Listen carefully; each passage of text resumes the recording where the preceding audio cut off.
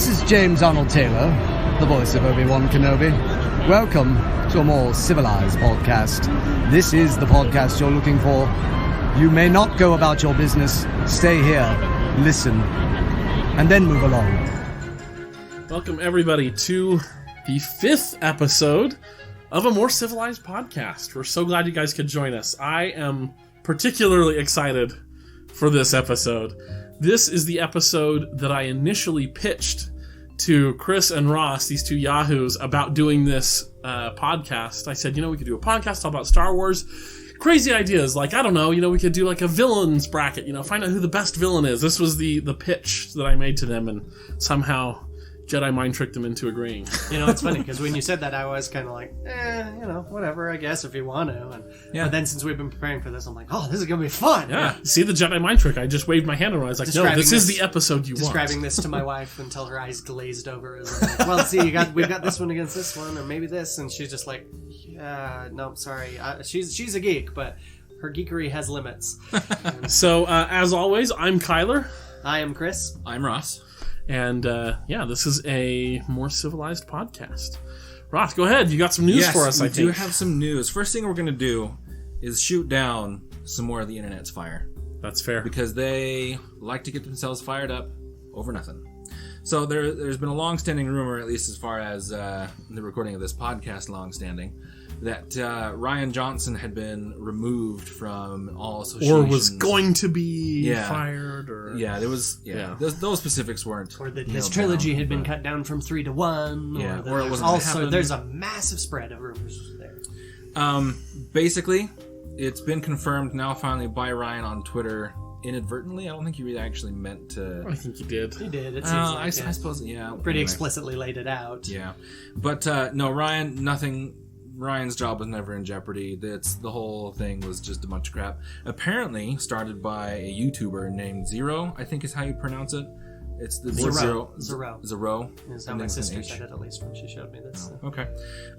So anyway, he apparently was the one who's been a Rian Johnson hater for a long time, and is apparently, he says, is the most accurate person on YouTube. But I think that's kind of like when what is it, the one joke paper that always has like Bat Boy on the cover. Anyway. Mad Magazine or what? I don't know. No, it was a little black and white newspaper. Not National Enquirer, but something like that. Okay. Oh, I see what you mean. A tabloid. It was a little tabloid that was, it was meant to be stupid. Yeah. But every so often people took it as reality. Anyway, he didn't like Ryan and started saying that he was fired and that he was gone. No, it's always been false. Ryan tweeted about it because someone straight up asked him if that was true, and he's like, no, that's never been a if thing. His trilogy had actually been canceled or something. He said, no, it's still. It's always been on, His answer was really short. I don't remember exactly what he said. No, but even short for a tweet, it was like, somebody asked him, is your trilogy still happening? And he just said, yep. Yeah, that was his That's initial what it was, answer. yeah. But then when someone brought up that Zero was the one that started these rumors, then he responded to that. Oh, yeah. Oh, I didn't see that part. And that's what we have, the pictures of. Is that his response to that it was Zero was, wait, ha ha ha ha ha, this is all because of Zero, ha ha ha ha. And then he replies to himself, it looks like, where he says, when we were in production, we had a guy keeping an eye on online rumors. At some point, we started using Zero as a verb, like, throws trash at a basket, but it slips out of your hand and falls behind you. Zero did it. Or zeroed it. Yeah. So. Used it as a verb for missing the mark. Right. And apparently, like shrewding it? Mm-hmm. that particular when you screw something up in an irreversible way? Right. Oh. So like Rian Johnson with Last Jedi. Not according to the majority of people who are discussing this. That's right. And we'll discuss it more very soon. But yeah, no, that was never a thing. And Ryan actually apparently must have gotten a little bit of heat for this. An interjection. That is called Shyamalaning it. Oh. Yeah. Oh. Ooh. But apparently he's been doing good recently. As much as I love a lot of M. Night stuff and I'm looking forward to Glass. Yeah. I enjoyed Split well enough, and I'm really I love Unbreakable, so I'm looking forward to Glass. Yeah, right. But yeah, he did. Last Airbender was. He did bottom out pretty hard there for a bit. Right. Yeah. But no, just to close this one off, it's Ryan must have gotten some heat for that last particular tweet. He then deleted it. Yeah. So I was laughing because my sister brought this to me just last night, and I was like, "Oh, I should tell Ross about that." And then I went, "No, what am I talking about? Ross already knows." Yeah. But she read it, threw it to me, and the article that she was quoting, she's just like, "I just love how this article just seems to be going out of its way to try and make it look like, oh, Ryan Johnson picking on this poor YouTuber," when it's like, the guy that's manufacturing rumors, or at least wildly spreading completely unverified things. And it's just like, he's totally the good guy here. Yeah. And No, that's the attitude ridiculous. of just like, but Ryan Johnson needs to be more mature. It's like, leave the adulthood up to the other person. To the internet. To quote The Good Place. And that's, leave it up to the other person to be an adult. But and then just the attitude of just like, oh, how dare you strike back at me when I'm kicking you in the face? Look what he did. He hit me. Yeah. That sort of attitude. That's just silly. So, it's the internet being the internet. Yep. And and with the course. Oh, that's right, because we also looked up with this, people were also saying Kathleen Kennedy was going to, and all sorts of other And drama. it's all totally unsubstantiated. Yeah. Couldn't find anything on Kathleen going, so it's things are still going ahead pretty much as planned. But other than that, we had Kyler posted a really funny This YouTube isn't really video so much news. Yeah, I saw it this morning and I was like, it's hilarious. It's a really light news episode. I'm going to throw it in there anyway. Maybe not news. We're sharing something fun. We'll post it in the description or It's whatever Star we Wars have. related. Yeah, it's just a video of what was the song? Did I forget the song? It's Another One Bites the Dust by Queen. So this Twitter person here, Real Trader Finn, which is nothing but like Star Wars memes and stuff, which I had a lot of fun going through their Twitter account. But they posted a little video compilation that they had made of just everybody walking in Star Wars. Moff Jerjerrod walking to meet Vader, Kylo Ren walking down the hall, Vader walking to meet Krennic. Just everybody that's walking, and it's just set to that opening part of Queen's Another One Bites the Dust, and it actually works really well. Yeah, it's dang funny. It does. I'll have to watch that. It was really quite funny. They even included a good llama scream for once when Chewie opens his mouth. Chewie. That's actually taken from. Actually, you know what? Cut that out. Never mind. I'm remembering wrong. So never mind. It happens. Yeah. But so everybody go check it out. It can be found at Real Trader Finn on Twitter. It's posted on September 1st for when you are inevitably listening to this much later than that. I'll try and make sure there's a link directly to the tweet, so don't look too hard, hopefully. Yep. Anyway. Okay, we can now move on to the meat of the episode, guys. All right. I am so excited for this. This is our Star Wars villains bracket. So, for those of you who may listen to really excellent podcasts, you're listening to this one, so it's probably not any of you. They can listen to mediocre things too. That's right. We provide you with mediocre entertainment, so you recognize quality when you hear it. But no, for those of you who may listen to really excellent podcasts, there's a podcast out there called Bacon Sale, Hickory Smoked Pop Culture. It's three guys who just talk about everything pop culture. They're really great. Kent, Joel, and Jacob. Hi, guys. Anyway, they know me kind of. Anyway, they have a really great podcast, He's and kind of a big deal. Yeah, I'm kind of a big deal. No, just kidding. They're a big deal.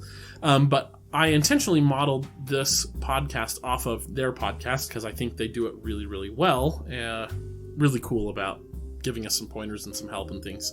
So they're really great, and everybody really should go listen to them. Bacon Sale is the name of the podcast. They're everywhere. They're on Facebook, iTunes, just anywhere that podcasts tend to be, so are they. Anyway, but they do their brackets. They do like 80s music bracket, 90s music, Disney villains, all kinds of things, and their format for it is really good, so we're just lifting it wholesale. So the rules for this bracket are as follows. Okay, we've got a list of 64 Star Wars villains. All of them are from the current Disney canon. There is no EU Legends, no what's his face from Force Unleashed, Starkiller. None of that. These are all current canon Star Wars people. Many of them versions of old ones, but right, they are and in some the of them, canon. have been like recanonized, like Thrawn or Rook or whatever. And basically, to sort of set parameters for the powers and abilities that these characters have, and for the fight, because this is a death match, right? This bracket is a death match. 2 villains enter, 1 leaves, right, and advances to the next round. So it's going to follow like this. There's going to be a limited space that they have to operate. Think kind of like Hunger Games, where there's like a giant dome or something like that. There's enough room to maneuver, to run away for a little bit, to fly up in the air, go underwater maybe, or whatever. But it's sort of a somewhat limited, confined space. They have to fight each other. There is no running away. Then the other thing is to limit their powers. For instance, if the Emperor is facing off against Hondo Ohnaka from Clone Wars and Rebels, the Emperor can't say, oh, and my power is I command the entire Imperial armed forces to hunt you down. Like, that's kind of is rule breaking. So what we're saying is basically we're limiting the powers and abilities that they have to what would come in their action figure box. If you were to buy a Hondo Ohnaka action figure and an Emperor Palpatine action figure, what's the stuff that they have in there? They might have a grenade and a blaster or like a staff. They might have an explosive charge or a thermal detonator or something like that, but it's going to be somewhat limited to them. The Emperor, could do his force powers. He's got force lightning. That's seen in the movies, so that's okay. But any sort of like skills that are pertinent to the character. So some of these guys like actually have like combat training or whatever. So that would be a part of theirs. But as far as like they can't be like, oh, and Tarkin commands the Death Star to blow the ship up that you're on or something like that. That's too much. It's what comes with Tarkin's action figure. So that's kind of the parameters of our bracket. So how this is going to work is Ross is going to be the judge. His word is final. So Ross will read off a pairing. Chris and I, we may agree. We may be like, well, obviously it's this person, and there's no question. Okay, moving on. We may disagree, and we've talked about it a little bit before the show started. We do actually have some disagreements. I'm prepared to make some very ridiculous arguments for a few of these people. I'm so excited. They're going to lose anyway, but I don't care. Some of them. And so when we disagree, Ross is the arbiter. His word is final. He will say, based on your arguments, this person advances. So you should have gotten me like a gavel or something. Yeah, right. We put a gavel sound in after. Yeah, exactly. The magic of technology. So with that, I think we're ready to go. I think that was all the rules, right? Instead of a gavel, you should get like a lightsaber sound. Ooh, a lightsaber sound. I love it. The Wilhelm scream. Oh. As much as I'm okay with the Wilhelm scream, I don't think I can do that this much. Yeah, so since we don't have the sound effects going here, it'll be just as much a surprise for you as it is for us what the sound effects ends up being. Yay! Or if I do them at all, I'm going to reserve the right to just not even do them. That's fair. So, that but is you totally should. Fair. Or he could go the extra 10 miles and give a unique sound effect for every single one. Matchup of 64. Don't get them excited. What are we paying you for anyway, Ross? Come on. Just do it. A unique sound effect for 32 different pairings, I don't think is that much to ask. Okay, and one more thing too. So, given that this is a lot of argument to be made, okay, we have 64 characters, 32 pairings, we are splitting this into 2 episodes. We're going to do the initial 32 today. Then next week we're going to do a different episode, not related to this bracket. Then we're in two weeks, we will have another the second half of this bracket where we will find out who the ultimate champion of villains is. So be ready for that. I think that's everything. If we forget, we'll go over it when it happens. Because we're adequate. Yeah, just me. All right, our first pairing is what? Our first pairing is Emperor Palpatine and Loke Durd. Oh, okay. Yeah. So, Lock Durd is a Nemoidian from the Clone Wars. He's voiced by George Takei, which makes him delightful. He's quite rotund. It's a very comical character. Comical in much of him. He's also a ruthlessly horrible person. He is, yeah. Do you want to tell him why? No, you go right ahead. Okay. I don't remember enough of the details. Okay, fair enough. So Lock Durd, he's only in, I think, 2 episodes, maybe 3 of the Clone Wars. He's not around terribly often. He is in charge of an experimental separatist weapon called the Defoliator. And basically it is the opposite of an EMP, right? It lands, it explodes, it destroys all living things, any sort of, like, biotic matter. Organic. That's the word I was thinking of. Thank you. Any sort of organic matter, and leaves droids intact, which of course is a great weapon when you have a droid army. He's in charge of it. Anakin and Obi-Wan end up taking him out. But that's his power. So now, and for those of you who don't know, Emperor Palpatine is this rather central figure to the whole story. He is the Emperor of the Empire. Some silly old man. Yeah, he is Vader's master. His powers include Force lightning and face wrinkles. Yes. And power! Unlimited power! Yeah, so we have unlimited power versus the defoliator. Look, well, assuming he even has... The defoliator's rather massive, if I recall. I don't know if he's going to be able to drag that along. It's a weapon mounted on top of a tank, but... I could see him... Okay, no, there's not even an argument to be made here, guys. I'm going to say it's a pretty simple even victory. if we give Lockdard the defoliator, Palpatine by himself can just, force... throw the bomb the other way, create a force field around himself till the explosion passes, and then he force... electrocutes, force strangles, his force execute of choice. There's no question. Point of order. Are we allowing them force powers that we can just kind of assume should be a thing, or stuff that has actually been canonized? Well, any force user could force choke in particular. Sure. I mean, we see the dark side doing it. They could. Well, I guess Luke does it. We don't see anyone doing lightning though. Right. We never saw Maul doing lightning, for instance. That's true. Well, but that's a kind of a canonized Sith thing. The Yeah. reason why Darth Vader didn't was because of his Yeah, robot. I'd say canon. Well, hold on. Because you mentioned a force field, and I don't remember any force. Yeah, but if you can use the force, you can push back Stuff. ostensibly. Yeah, I see no reason why someone could not push back clouds of horrible gas or whatever. Which they actually do in the Clone Wars. Yeah. Kit Fisto, yeah. When the layer of Grievous, which actually won several awards. It's literally an award-winning episode. It is so good. But yeah, when they get to Grievous's lair, Kit Fisto is there with his former Padawan. Right. And it's all smoky, episode, yeah. and Kit Fisto just, boom, shoves his hands out to his side and clears all the fog away instantly. Okay. So sustained. yeah. Click, click. Okay. Lightsaber sound. Okay. Yeah. Okay. So Palpatine, yeah, it's over. Okay, hold on. Gotta make a note. Helpy. Next up is General Veers and General Hux. Oh, I'm excited for this Do you one. want to explain Veers and I'll explain Hux? Okay, so General Maximilian Veers is a prominent general. I don't know if he's exactly the head of the army, but he's up there. But he was significant. Yeah. He's up there in the Imperial Army. He got rapidly promoted because of the destruction of the Death Star. Yeah, that's true. He is the one who leads the assault on Hoth, the ground assault. He's there in the AT-ST. He's the one who blows up the rebel shield generator, and he's like, "Oh, the shield will be down in moments, Lord Vader. You may start your landing." It's that guy. He's also a villain in Indiana Jones. Yes, yeah, he was played by So, yeah. Time So traveler. that's who that guy is. He's got, again, in his sort of action figure box, he would have, he's got a pistol.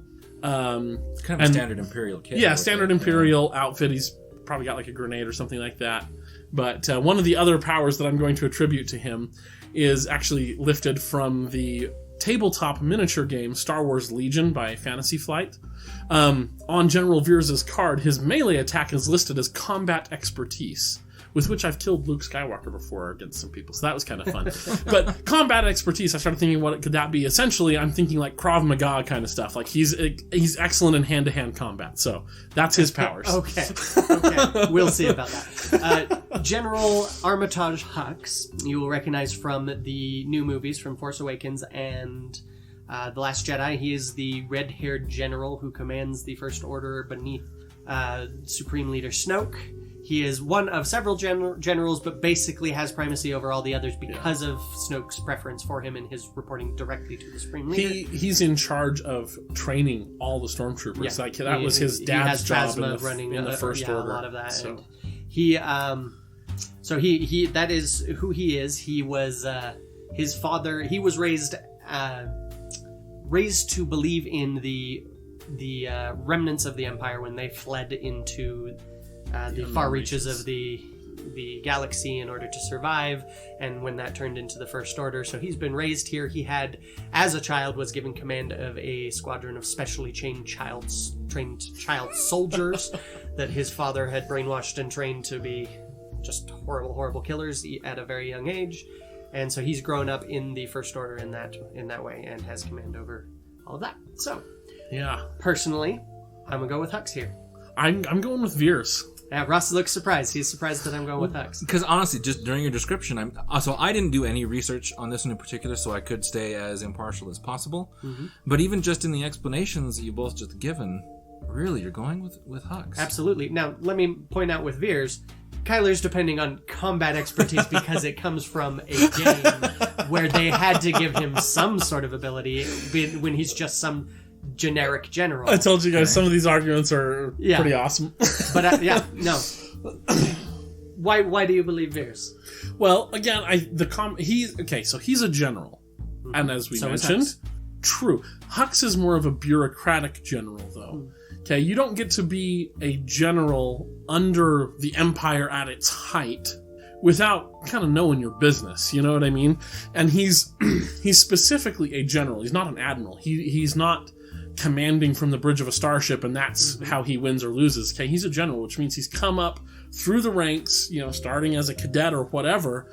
He's had to learn his whole life to do these combat maneuvers. When he went into sure. Yeah, that's what I mean. Like his adult life whenever he enters, whether it's 16 or 18 or whatever. But his entire adult life, he's been in the army, he's been training, and you don't get to be General Veers who prepares the way for Darth Vader by not being good at your job. Yes, but like I said, Veers explicitly got promoted to general because of the vast amount of vacancies left after the destruction of the Death Star. Before that, he was stuck at Colonel and had basically no hope of getting further. I will also add, he went through the training program at the height of its efficiency. Hux was raised in the Imperial Army when it was disintegrating and fighting for its very survival. There has never been a point in his life where he has not been trying to survive. Now, that doesn't mean he's good at it, but it is something that has surrounded him in his whole life. But here's what I will give you. This is why Hux will beat Veers, is because Hux is not as competent a commander as Veers is. Hux got his position in part through nepotism as a starting thing, but mainly he's where he is because Snoke's wants a dog who will follow him with absolute loyalty. He even explicitly describes Hux as what is a savage cur or something like that, a snarling cur that he keeps at heel because Hux is that devoted. But a person like Hux, a person who is not competent enough to be in that high of a rank, they know, he knows on some level that he has had to deal with threats. He has people trying to undercut him constantly. And the only reason he stays where he is at is because he is viciously willing to survive. He is a snarling cur. If you drop these two people in an arena and tell them to try and kill each other, it's actually, I go back to one of my favorite moments from Seinfeld, where Jerry and George have been debating who would win in a fight, and Jerry, as an aside, when George isn't around, asks Elaine, he's like, no, seriously though, who do you think would win in a fight between me and George? And she says, oh, George. Yeah. And he says, what? I'm strong, I could take him on. And she's like, yeah, sure, but George would cheat. And Veers is, for all that he was part of the Empire, and the Empire's horrible, he is a very honorable man. Yeah, that's actually part of what set him apart from others, is that he was extremely honorable, extremely focused on the setup of the military, on obeying orders and everything. Hux is not an honorable man. Hux is vicious. He is evil in the most petty. He is a cornered rat. And I guarantee you that Hux will continue. He will bite out Veers' throat for his own survival before he will let himself die. Like he will commit atrocious acts that Veers might not even think of, because Hux is that desperate to keep his spot. He is that horribly vicious. Those are all really good points. I'm ready to undercut all of them. Okay? So I'm excited. Have you read the Aftermath series? No, I've read bits of what Veers had to do. Have you read Phasma? I know read bits. Bloodline. I know bits of the. I've already told you. I haven't read any of the new games. So canon information. Here we go. So Hux, you're right. He is. I mean, he was raised. You're right. Exactly as the Empire is sort of crumbling and fighting for its life. Absolutely. And when he's a kid, his father, Brendel Hux, is in charge of raising this new breed of stormtrooper. He's got the vicious kids, all that good stuff.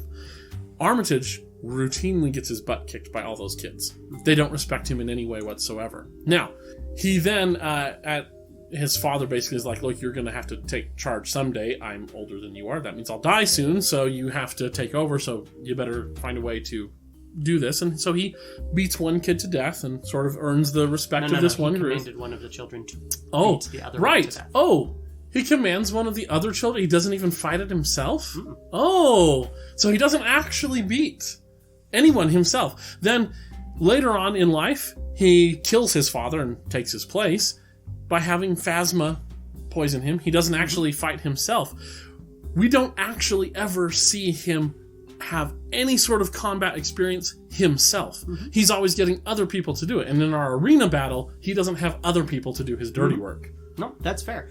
I don't think that's going to matter, though. In a fight to the death, he will pull out the punches, especially because Veers doesn't actually have much more experience. Veers specializes. He is the AT-AT specialist. He specialized. he came into the Empire and he went, oh wow, these huge towering megaliths that we drive into battle, these are amazing. He is the man. That's why he was commanding that AT-AT squadron on Hoth, is because that was his specialty. For all that your game might have given him combat expertise, I knew that you would bring this up, and I read through his entire backstory, and he does not have much more combat experience than Hux necessarily.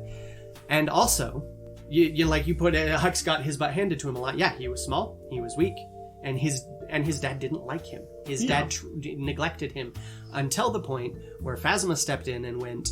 No, it wasn't Phasma. It was a Grand Admiral that was over Hux's dad. Stepped in and went, all right, I don't care if you like your son. I like your son, and you are going to teach him everything he needs to know. You are going to give him the proper training that he missed. And so he did get that training. He got all the same training as all the other generals. He has been through some shiz.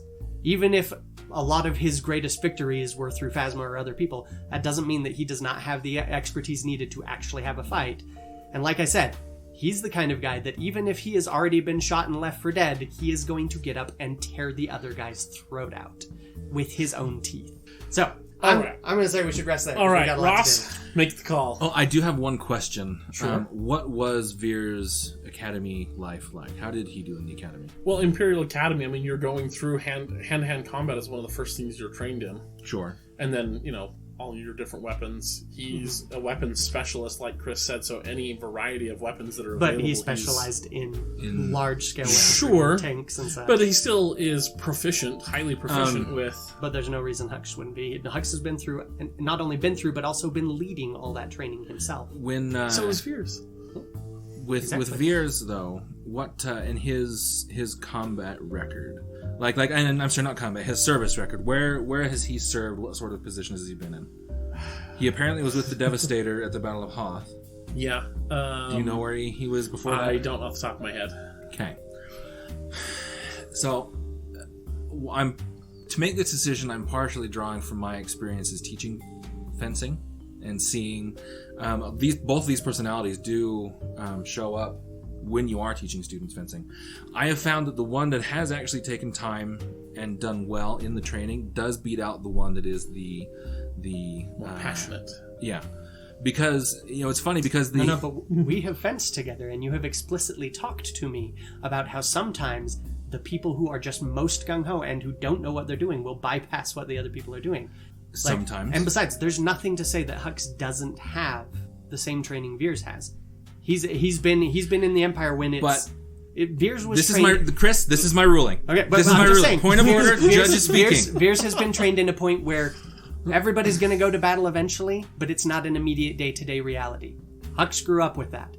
That has always been his. And he apparently failed at it. Most, if not all the time. He survived. He survived when people were actively trying to kill him. He survived. Because those people were told not to finish the job. Like, in particular, he's getting the crap kicked out of him by his little, like, vicious sand children people. So by And a his squadron dad- of elite trained soldiers. Oh no, he can't beat them when he's had no training? That doesn't matter. He got the training. He did get the training. He just hadn't had it at all the times you're talking about where, oh, he got the butt kicked out of him. It was literally at a point in his life when he had no training and had been neglected. He was a child. By the time he started learning, was probably still at a younger age than Veers went into the academy. But it was when he started getting his training. But the evidence that we have says that he didn't do it as well as what he would have to do to be posted near high-ranking officials in the Empire. Ooh, that's another good point, too. Your options for people to promote in the First Order are so much less than what they were in the Empire. Veers had to compete against far more Which people is why for his Veers position. didn't get promoted until everyone above him died. Even after the Death Star, though, the Empire is still galaxy-wide. And then got severely demoted near the end of his life, down to captain, and died ignominiously on a suicide Wait, mission. was he demoted? Veers was demoted? Yes, Oh, I don't he know. was. I looked this Was up. he I really? told you, Okay. I looked up everything about Canon Veers or so that I Legends? can... It's canon. Oh, okay. I didn't even read his Legends Yeah. stuff. I still have to go with personal experience, and experience beats passion.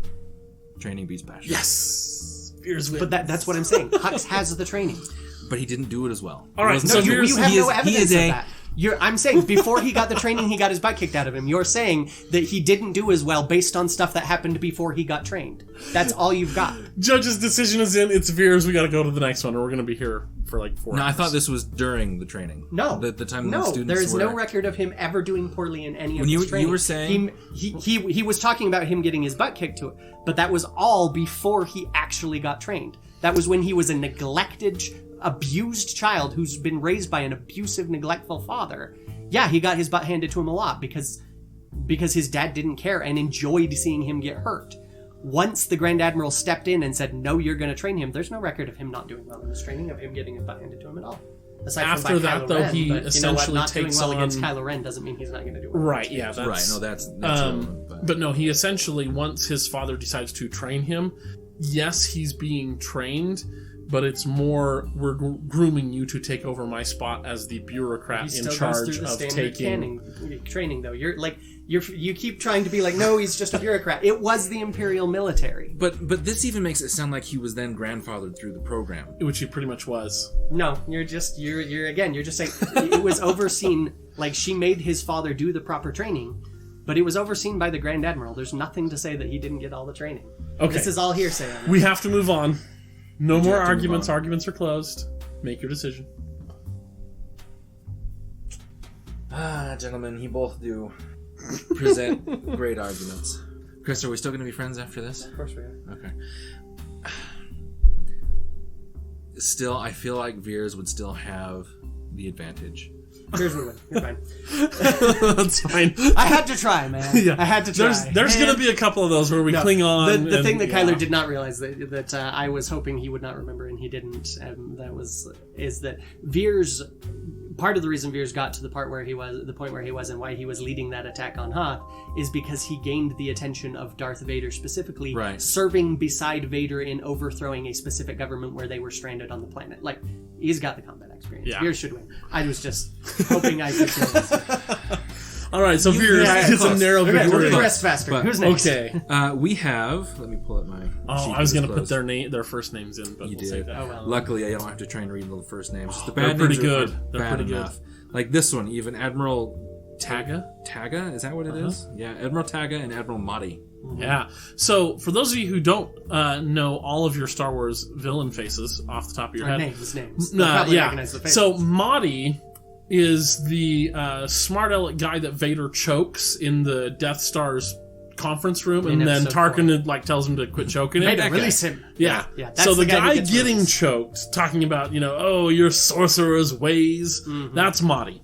Yeah. And the other guy here, what was his name? Taga, Taga. he is the guy who sits there and puts his hand on his chin and interestingly ponders Mahdi getting choked. Yes.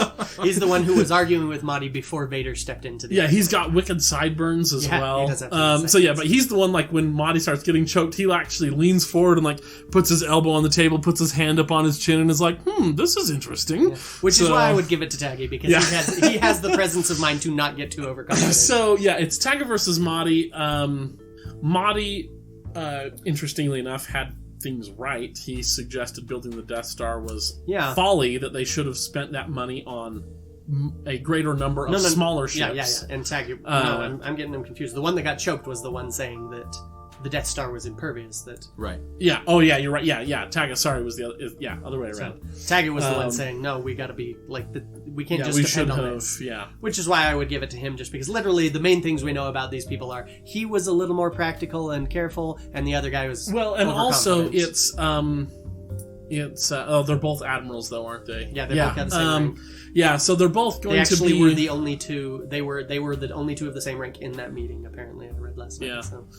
So both of them admirals. Yeah, I think Taga has the cooler head.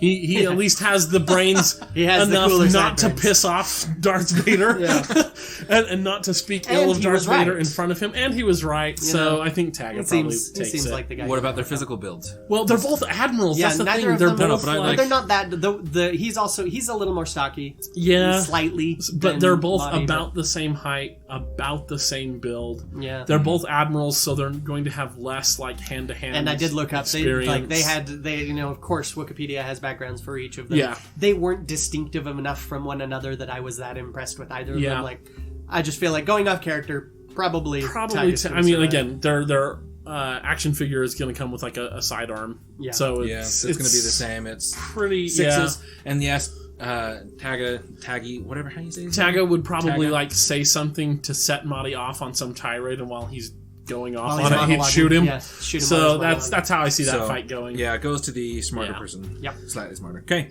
Which is sad, because in Armada, I much prefer Marty over Taga. Like, I'll never take Taga. Marty all the way. All right. Okay. Next up, we have Admiral Piet. Ooh, Admiral Piet. Okay, he's the one. And Admiral Trench. Okay. these are so great. Yes. Admiral Piet starts off as Captain Piet, then gets promoted because... Oh no, he doesn't even start off as Captain Nita. Captain Nita goes to apologize to Lord Vader. He gets choked to death, and then Captain Nita then becomes, Piet becomes Captain, replacing Nita. Later on, he becomes Admiral because somebody else gets choked. Yeah, it's the Ozzel. Yeah. Ozzel gets... that's... The guy who brought the fleet in too close to Hoth. No, that happens before Nita gets choked. Anyway, by Return of the Jedi... he was part of the sequence of Piet getting... By Return of the Jedi, Piet is in charge of the Imperial Navy. Yeah, he's the one... He is the one commanding Darth Vader's Super Star Destroyer. He's the one that says, intensify forward firepower. I don't want anything getting through. But also, it's an older code. So. Yeah, it's an older code, sir, but it checks out. Shall I hold? He's also that A-Wing is about to hit us. Oh, I'm dead. Run away, yeah. So that's Captain Piet. Admiral Trench is from the Clone Wars. He is essentially a tarantula person. He is essentially a cyborg tarantula person. Nope. He starts off as a normal spider tarantula person who is widely feared by everyone in the Republic Navy. He is widely regarded as the best admiral in the Separatist fleet. The Republic Navy actually comes to the planet that he's blockading, not realizing he's the admiral. They see his insignia on the side of his ship, and immediately Yularen calls for a retreat rather than engage him. Then Anakin comes up with a crazy thing. He explodes his ship out from under him, Trench's ship out from under him. Trench survives multiple times and comes back. He should not. Yeah, which is why I'm going. Which is why he's a cyborg. Yeah. Who are it's Trench and Piet? Yeah, there's no question. Yeah, as much as I love Piet, Piet's survival was based on stepping back and let other people make mistakes, on being very cautious. Trench has a history of surviving life or death situations. And not just surviving life and death situations, outsmarting his enemies. He's vicious, too. And who knows what he has built into that body. Well, and not to mention, he's literally like a tarantula person, so he... in this closed, confined arena space, he's going to like just tackle Piet and suck him dry. Yeah. It's like even, there's no way. Piet's pretty composed in some pretty nasty situations, but even so, I'm pretty sure I would be going Ron Weasley with a giant spider coming down on me. Pretty much. Ron keeps his cool, but he's freaked out. I mean, and I love Piet. He's got a special place in my heart, but Trench has this. There's no way. Yeah. No way at all. Okay. Right. Reading this next, I'm kind of disappointed that you paired these two together. Yeah. It happens. I told you could change them. Yeah, but I didn't really look at it until just now. Give us. So we have Orson Krennic versus Darth Maul. Yeah. I mean, Yeah. Sorry, Krennic. Yeah. Krennic, see, now Krennic, if we were pairing them thematically, I would have put him against Hux because they're basically the same person, except Hux is vicious and that Krennic would is have been boring. interesting. So, Oh, I think the other. Anyway, I'd put it the other way around, but that's all right. Yeah, no, Maul is gonna just bisect him. That's it. Yeah, I mean, there's no Krennic was- contest. Maul's not even going to stop. Krennic was in there, but and I was thinking I actually had him paired against Tarkin because they are against each other in Rogue One. Yeah. But we already saw the solution. But we saw then it occurred to me Tarkin's how line in Rogue One: "Your failure has laid bare your inadequacies as a military director." He's clearly in canon stated to be inadequate.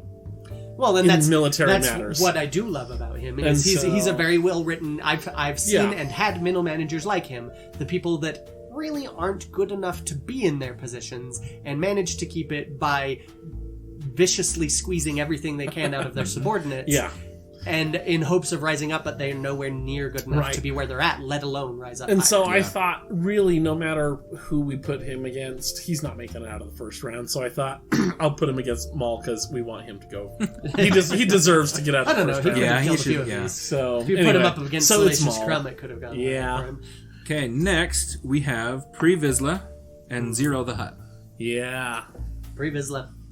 Oh yeah, sorry. Tell us who. Yeah. Yeah. Yeah, to so there. Zero the Hutt is a pretty flamboyant Hutt on I Coruscant. believe he's the nephew of Jabba. He is the nephew, I Yes. believe. I think that's right. Nephew of Jabba. So all the Hutts sort of live in the Outer Rim on various worlds and have sort of their own criminal empire on their world, or based on their world, and then they all work together as a family, sort of mafia style. Zero is the only one to not live in the Outer Rim. He lives on Coruscant and has his whole criminal underworld there on Coruscant, which is actually part of the reason the Hutts are able to stay so well informed, is because he's got informants all over Coruscant where everything is happening, and then he lets the other Hutts know, hey, here's what's coming down the pipeline. Are you done with him? So Zero, pretty flamboyant, not really into combat, really but he's a Hutt. He is a Hutt, but he is shown to be pretty vicious sometimes, and he does have a blaster. He takes people But- prisoner himself, no less.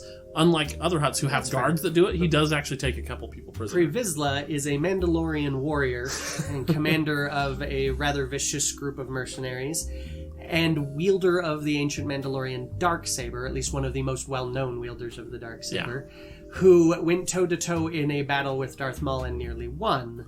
And went toe-to-toe in a battle with Multiple- Obi-Wan and with and Obi-Wan and multiple- held his own. Yeah. So this guy against Zero, that's a pretty solid Pre Vizsla.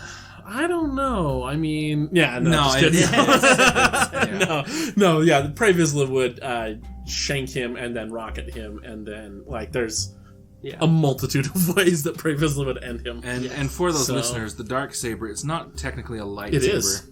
They talk about it in Star Wars Rebels. It's a single-edged how it is lightsaber. a lightsaber crafted by the first Mandalorian Jedi. Eons ago or whatever. But yeah, it is actually a lightsaber. In the current canon. In the current canon. I yes. was misinformed. Yep. Okay, next we have. It's actually a really cool artistic scene. Actually. Yeah, no, it's cool looking, but No, anyway. I'm the scene in Rebels where Filoni explains the history of the Darksaber. Oh. It's really cool. They basically, there are shadows dancing on the walls because there's a campfire, and then the shadows take the shapes, and the whole story plays out in shadow on the wall of the cave. It's really cool looking. Okay. Next we have. This is going to be another long one. I can feel it. This is Captain Phasma and Boba Fett. Oh, There we go. Oh, I'm so excited. My wife is rooting for Boba Fett as Do champion. you want to so- explain Boba? I'll explain Phasma. Oh, Boba Fett. Where do we start? Right? He's the mercenary. He's so cool. He's got his wrist rocket. He has the whipcord in the other wrist that he can use to tie people up. He's got a jetpack. He's got a rocket on top of his jet. He's great at hand-to-hand Blaster combat. rifle, he's got various Oh, other things. except almost all of those things that he's really great at, we don't actually see him do. Does he retain the flamethrower that Jango had? It's Wait. Did Jango have a flamethrower? Yes, Yes, Jango Jango had a has a flamethrower. flamethrower, and yes, he does, but we don't actually see it used, but it is there. Yeah, canon-wise, it is there. So Captain Phasma is the shiny chrome dome stormtrooper captain who trained FN-2187's squadron, along with a whole bunch of others. Basically worked under Hux training stormtroopers for the First Order, and specifically training elite squads of stormtroopers. She was as a young woman, grew up on a kind of a backwater planet with a pretty vicious power struggle between various clans. She and her brother defected to another clan in order to survive when that clan wiped out her clan, and then murdered everyone in order to take command of the ship that this clan used where they lived, and was eventually recruited into the First Order because she was such a vicious... But that's why Armitage Hux and his father were there, was to recruit the nastiest fighters they could find, and this planet had a reputation for creating nasty fighters, and that is Phasma. Very vicious, very capable, seemingly devoted, but if you read the stuff outside of the movies, actually really self-serving and only in it for herself. But again, like Boba Fett, we really don't see any of this on screen. On screen, she, blusters about a bit and gets dropped down a trash chute off screen, and then shows up again to really win a fight with Finn until he manages to get in a sucker blow at the end and knock her down before the Which is why we paired them together. They're so cool. Yeah. Everybody loves them. They're such bad A's who don't actually do anything. They don't actually extremely the opposite of that. The last we saw of her was her plummeting into a fiery abyss after getting sucker punched. And the last we see of Boba Fett is him plummeting into a sarlacc after getting hit in the back accidentally by a blind Han Solo. Yeah, exactly. Careens into the sail barge and then rolls down the ground with a Wilhelm scream into the sarlacc. I don't even care which one you want to argue for. I will just pick the other one because it's about even. No, you know what? I think we should agree personally on Fett here, because Phasma came out of a very intense situation. She is a fighter, but Fett he's raised by Jango Fett first of all. But then he's raised and trained by Jango Fett, but then also taken in and trained by Aurra Sing, Cat Bane. And literally the best bounty hunters in the galaxy. Train him. If we're looking at their backstories, Phasma has some intense stuff. Okay. Here's where our arena comes into play. I think if they get into hand-to-hand, Phasma's gonna kill him. That's fair. Phasma will murder him hardcore if she gets a hold of him, because that's her whole upbringing, from childhood to adulthood on that planet, is we fight with spears and clubs. Yeah. So if she can get a hold of Fett, and I do not doubt that she has some excellent training with her and she does, and it says that she becomes good at it, but her core is hand to hand. That's why you see her fighting Finn with a spear in episode 8. Ahead of Boba Fett's but for any reason. That's the key right there. She has to get a hold of him. Yeah. Fett, he is a bounty hunter. He studies his targets beforehand. He's been trained to do this by the best of the best in the galaxy. And he's got a rocket, a jetpack. He's going to go up into the air, and he is going to unload on her. He's going to shoot her with a rocket or whatever. He could even hit her with... wouldn't even have to fly. He could just hit her with the whipcord, wrap her up, shoot her, she's dead. Yeah. It's got to go to Fett. I could see it being a very long and very amazing to see fight. Oh, it would be so cool. But I would Disney, make a movie. Fett versus Boba Fett. I also Fett versus Phasma. It's I would put my money on Fett personally. Yeah, so. It's got to be Fett. Okay. He's the OG exaggeratedly cool person. It's true. All right. Next in the bracket is Moralo Ival. Am I saying that right? Yep, Moralo Ival. And Gar Saxon. So now, by the way, the reason why they're having me judge is because I get to be the one to try and figure out all the weird names.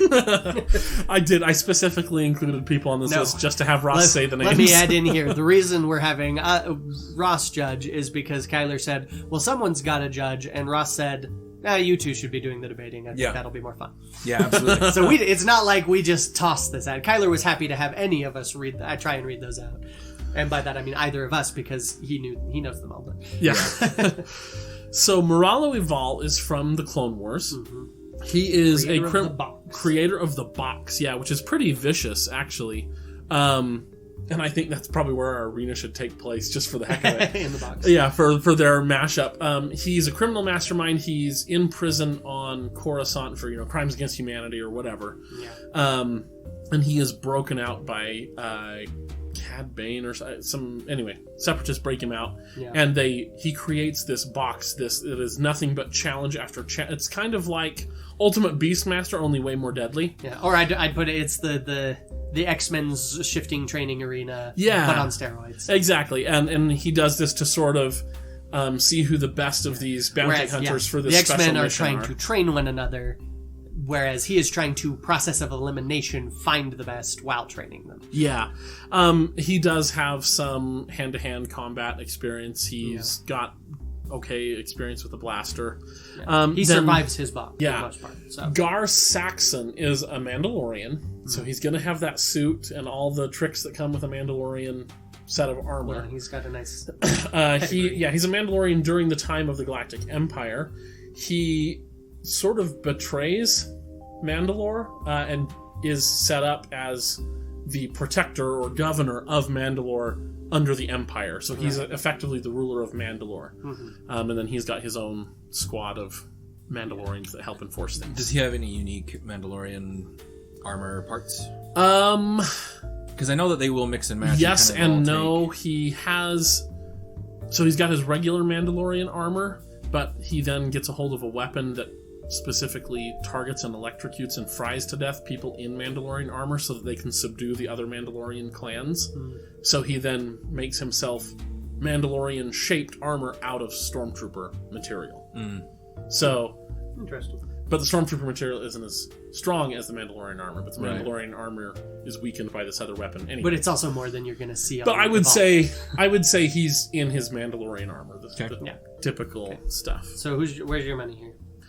Well, there's no doubt Moralo Eval is smarter. No question there. But Gar Saxon is ruthless, and he's got better equipment that would sort of come in his box. By default, if I'm getting handed a Mandalorian warrior, I'm going to say, okay, Yeah. you're on a level above.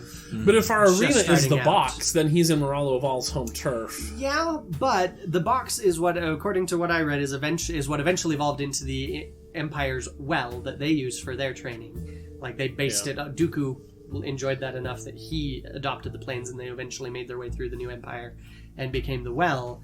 And generally speaking... I think most people who are familiar with Mandalorian and Imperial, and they'd stack Mandalorian warriors against Imperial troops any day. Yeah. So I'd say your average Mandalorian warrior is more than capable of surviving Imperial training, which grew out of the box. Yeah. So I would still put him, especially because, like you said, he survived the box, but he's more known as a criminal mastermind. He's more of a He needs his intelligent- other people Yeah, around him he's to not make the- him successful. So yeah, in there's a no fight question. to the death, I'd Gar go for Saxon it. is going to have to advance. There's no way. All you listeners out there learning way more about these characters than you bargained for. Or screaming at us for how wrong we are. Oh, yeah, please let us know. Let us know. Let him know. This is going You can send your complaints to Chris Baxter at...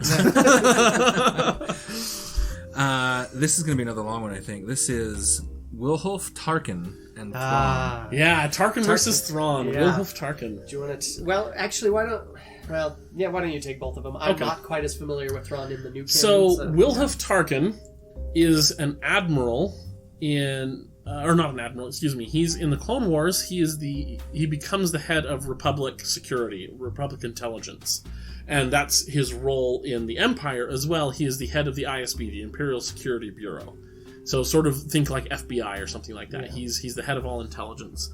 He is shown in the Clone Wars to specifically... oh, wait. Yeah, that's... nope. That was... Sorry. That was... Legends? Nope.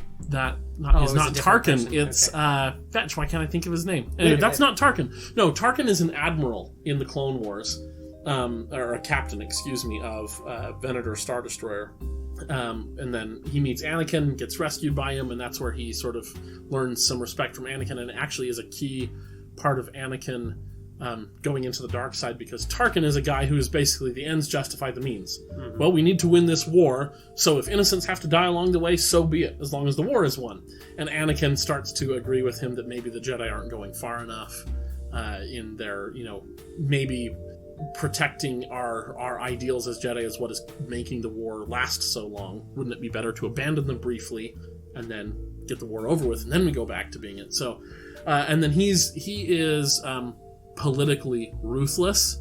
He does have really excellent hand-to-hand training. He was raised as on Eriadu, the planet Eriadu, a mid-rim planet, and part of his family's tradition is that once you like become a man or whatever, or to become a man, this sort of rite of passage, you are dropped off in the wilderness on this big like chimney rock kind of a thing, rock formation, among all these vicious animals, and you have to survive. You have to then make it from that rock back to the family homestead.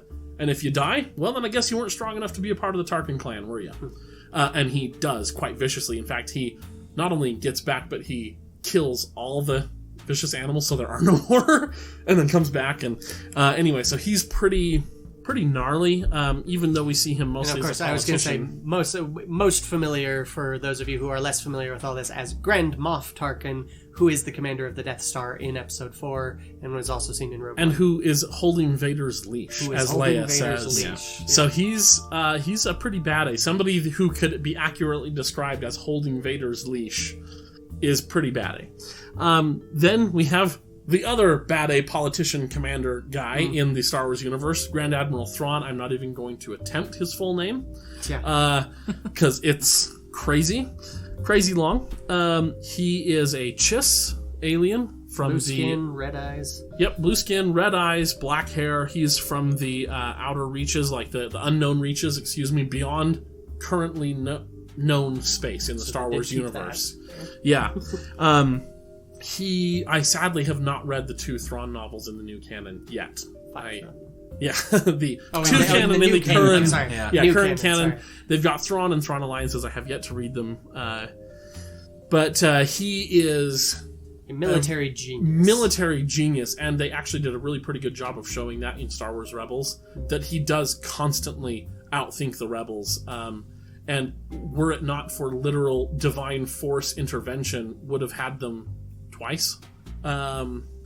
He's really great. He's also shown to be extremely proficient in hand-to-hand combat.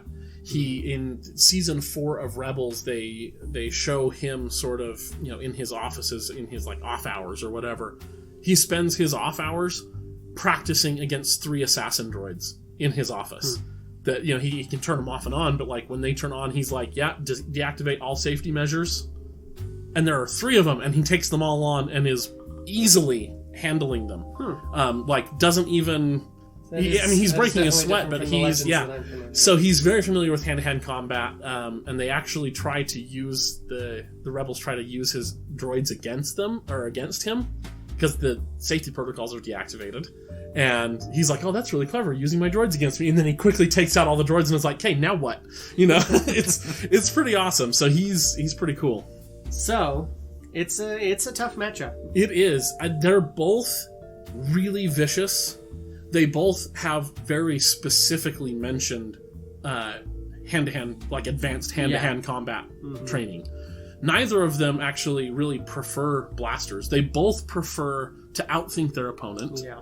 And when it comes to outthinking opponents, I'm inclined to give Thrawn a bit of an edge because he is specifically the military genius. He is a tactician, where Tarkin has plenty of that, but he's a bit more of a politician. I'm going to agree with you on that, especially because Tarkin, his thinking is the Empire is great. We need to keep it strong. So if I can outthink you but still keep you around because you're useful, awesome. If I have to outthink you and you end up dead, so be it. Yeah. Where Thrawn is saying, if push comes to shove and it's time for me to outthink you, you are going to be dead by the end of it, because that's the outcome I always plan for. And I'm not going to leave my back exposed to someone who's trying to kill me. So I think it would be a really close fight. It would. And there's definitely leeway for that to go anyway. Yeah, and just to make it like a fair fight, I would say like Tarkin in his prime versus... Yeah. Not like old man Tarkin. Right. So Tarkin from Clone Wars versus Thrawn.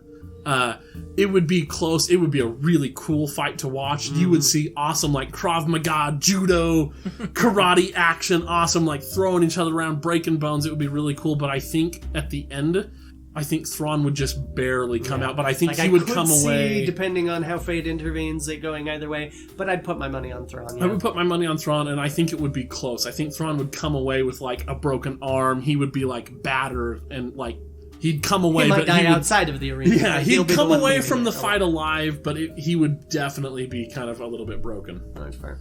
So Thrawn, So Thrawn does it? Man. Okay. That would be a cool fight.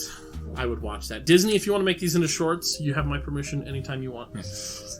Next we have Dryden Voss and Jabba the Hutt. Ooh. Now, okay, I'll just take both of these since you did both of the last ones. Jabba the Hutt is, of course, the infamous crime lord of Tatooine, who has been in power for several decades at least. At this, he's several hundred years old by the time we see him in at the beginning of Return of the Jedi, or in the depending on which edition you're watching in the, midway through Episode 4. But Yeah, that's true. he is a crime lord. He's basically a mafia boss. He is the uncle of Zero that we mentioned earlier. So he's a ruthless guy. He's vicious. He's got a long history of all sorts of Been in power nastiness, for a long time. but he's also a giant slug. And a lot of his viciousness is what his organization can do, what he will do to people through his subordinates. In the end, he dies being strangled by someone a tenth of his size because he doesn't have a lot of physical prowess. But he is vicious. No one will ever doubt Jabba the Hutt's viciousness. Yeah, I will say this also for the Hutts. We see in the Clone Wars, we see the Hutts, and they are... Maybe he was drunk or something when Leia strangled him, but or maybe she was using the Force to increase her own strength. But Hutts are typically fairly strong. Yeah. And one way that Hutts gain power, at least initially, obviously by the time Jabba the Hutt is Jabba the Hutt, he has other people to do his dirty work. But one of the ways you get from the ground to the Hutt, Hutts will eat their competitors. Yeah, one of them. They can move faster than they're shown, but it's not usual. Not huge, yeah. But they can sort of lunge, grab their people, and then just swallow people whole. It's like, hey, you pissed me off, I'm going to swallow you whole. So I'm going to say Jabba's got that. He's got some for physical him prowess there. going for him in this fight. Dryden Voss, if you have watched Solo, a Star Wars story at this point, if I've got my people right, because I didn't actually look him up because I was pretty sure I knew who he was. He is the mob boss who is in charge of what's her name? Han Solo's love interest in that movie. Kira. So he is also well-connected criminal leader, mafioso. He is played wonderfully by... so good. Paul Bettany. Yeah, Paul Bettany, Yeah. thank you. Oh, He's man, got he's so scars awesome. down his face, and he wields a pair of lightsaber-ish daggers with energy edges that he uses. So he's another vicious man. He is not the top of his particular organization as Jabba is. He is subordinate to, if you haven't seen this, there's a spoiler coming, so cover your ears, Darth Maul, which really most people in any organization should probably let themselves be subordinate in that situation. And usually But do. he is shown to be ruthless and a reasonably competent fighter. Yeah. He does beat Kira and Han before they manage to take advantage of his weakness and kill And him. especially one-on-one, he beats Han Solo one-on-one. Yeah. And then Han Solo's out of the fight for a second, and he beats Kira one-on-one, and then they finally manage to And tag presumably he is going to have those daggers of his in this situation. Yeah. They would come in his action figure. Yeah, so. exactly. So personally, I think I'm leaning towards Voss on this one. Okay, here's my argument for the Hutt. Yeah. We ready? Okay. So, another ability that Hutts have is they can spit mucus. So, Voss is going to come up, they're eyeballing each other, they're circling, whatever. Jabba is going to spit at him, hit him in the face with his spit while he's distracted with the spit. He can't breathe, can't see. Jabba's going to use his once-in-a-while lurch, run forward, swallow him. Now, and I would say first that Voss, being a criminal who is constantly at odds with the Hutts, probably familiar with these basics. So he's going to be looking for it. He's been shown to have pretty decent reflexes. So hitting him in the face is far from a guarantee. I would also suggest that even if that happens, even if Jabba manages to get him halfway down his throat, those daggers are going to make short work of Jabba from the inside as well. And they're very nasty. They are very Well, nasty. and also, weren't they also shaped Wasn't it like a ring or something on them to actually make them? Yeah, harder it's like to take it's basically like part of the brass knuckles, Brass but with like knuckles with vibro daggers. daggers. Yeah, vibro daggers on the side. They're pretty nasty pretty weapons, nasty. and he's proficient with them. Yeah. So I lean toward, like, I could again, like the last one, I could see some situations where it could go in Jabba's favor, but I'd put my money on Dryden. So my analysis is that yes, even if he does get hit, you do not want to get close, Dryden Voss. Okay, here's the other thing though, and there are actual like real life on planet Earth that we live on stories of this or a story where this happened, that a really fat guy got stabbed with a knife like during a mugging, but he survived because he was so fat that the knife basically just stabbed his fat and didn't pierce any organs. Exactly. So I could see Jabba essentially, as I say, if I ever have to get in a fight, my best hope is to use my considerable weight to my advantage. Most I could just see him by considerable weight. exactly. Like I could just see Jabba being like, "I'm fat enough. All I got to do is just pin you. Even if you stab me, it's not going to get in far enough, and I'm just going to crush you." Potentially. I could see that potentially happening. His leading attack that you've mentioned is eating. If he does that, he's even more vulnerable. Right. 'Cause True. He's getting Also, stabbed from the inside. those particular knives are not stabbing weapons; they are slashing weapons. That too. True. And so you're looking at opening up large swaths of this hut as he comes close. Which I is would different say than best than case Yeah, but broken you're scenario. cutting into I the would fat. say You're not best like case opening yeah, up the but inside. I would say best case scenario, neither of these leave alive, but I don't really but one see- of them has to. but That's the bracket. Yeah, but there's not a likely scenario where Jabba is the one to leave alive. I and think he Voss is could. dead. I think he could like get him and then like slither over him, because you can't cut if you can't move your arms. You know if what I he mean? can get there. So I don't. I all think all there- that Voss there are has to lots do of- is get but also- one dagger up, and Yeah. Jabba's slithering is just going But to be all undoing himself. all Jabba has to do, because Dryden Voss to use those knives, he's got to come within stabbing range. Mm-hmm. Within stabbing range is within grabbing range. Jabba grabs an arm. Maybe he starts cutting. Maybe he grabs he the does. other arm. Jabba's arms Jabba are pretty bites. stubby. They are very thin. They're pretty long though. But they're thin. But next to his bulk, Well, he's not, he can't even quite close those hands across his chest. Yeah, and with being grabbed, those arms being so thin, you're gonna cut pretty much all the way through them, regardless. Of the what hardcore Those arms reach nerds are probably like me right now, regretting my decision not to put Gracchus the Hutt in here. I wanted to do Jabba the Hutt because he's iconic, but Gracchus the Hutt, man, he's way cool. I'll have to lend you the comics that he's in, Cool. but he's got like centipede metal legs. Oh, that's fun. And he's like beefy. He like works out and stuff, so That's he's good. super strong. Anyway, But yeah, in this Dryden case, Voss is going to take it. I did my Yeah, best yeah. to have Jabba win, No, but no, there's no way. You did make some compelling arguments, no, and those I are good. think That's- if you were to like, what was that show that used to do the warrior comparisons, where they would just take random? Oh yeah, I warriors? remember that on the History Channel when they yeah. did history. Yeah, exactly. But like, so if you were to take those two and then put them in their little system where they actually do the fight like 100 times and they give you a percentage of who won how many times, there would probably be a certain amount that would go for Jabba, but the majority would. Yeah, go for Dryden. no, I'd say they'd either be for Dryden or a draw. I just didn't want this whole bracket to be me and Chris going, yeah, it's clearly this guy. I had to. No, I'm no, like, no, no. Jabba's Yeah, a good no, place no, to no. make That's an why argument. I fought on Hux, so Yeah. I knew it was a losing argument. And still, I mean, I there thought is he an was going to argument- go with Hux, though. There is an You argument argued well. to be made for Jabba, but still, I think. Yeah. And if we go for still mobile Jabba and not. Yeah, I was kind of assuming that he's Yeah. bit more of a prime. He's early Yeah. Phantom Menace Yeah. era, Not something, disabled on his hover sled Jabba. Yeah. So but even so. next we have Rook, which I think is who we've been talking about. Last Yes, I episode. mentioned in the last episode. Rook versus Salacious B. Crumb. he has a middle name. Oh, he does, yeah. So I'm going to explain who Salacious is. I mean, you probably. Well, do you know want more to do than me, Rook? but You know more about him than I do. I have. Okay, In I'll try and sum yeah. up. I'm going And to look I'll- up his thing real quick. I'll while add you're in the explaining because I've it. seen the Rebel stuff, which is currently anyway. Yeah. So Salacious Crumb is the annoying. He's a Kowakian monkey lizard is his species. He's the little rat thing with the annoying laugh that sits on Jabba's tail in Return of the Jedi, and it's like oh, and then he eats like 3PO's eyes out. Yeah. They are technically sentient, which is why he's not going to show up in our monster episode. Ross is giving me confused look. I don't know. Maybe we'll do a monster episode. Yeah. I don't know. No, we should do a monster episode, but I'm just thinking. Yeah, the little brown guy. He's got like the collar of fur around him. He's got a little black beak, and he's always like. No, I know who he is. Oh. I'm just thinking. I mean, I would kind of still put him in that bracket. But he's sentient, though. That's the thing. so. That's the difference between a monster and a creature. Well, still, I think it'd be interesting. Anyway. we'll see. that's another show. So Salacious Crumb versus Ruch. Ruch is Grand Admiral Thrawn's assassin. Yes, he is a Nogri.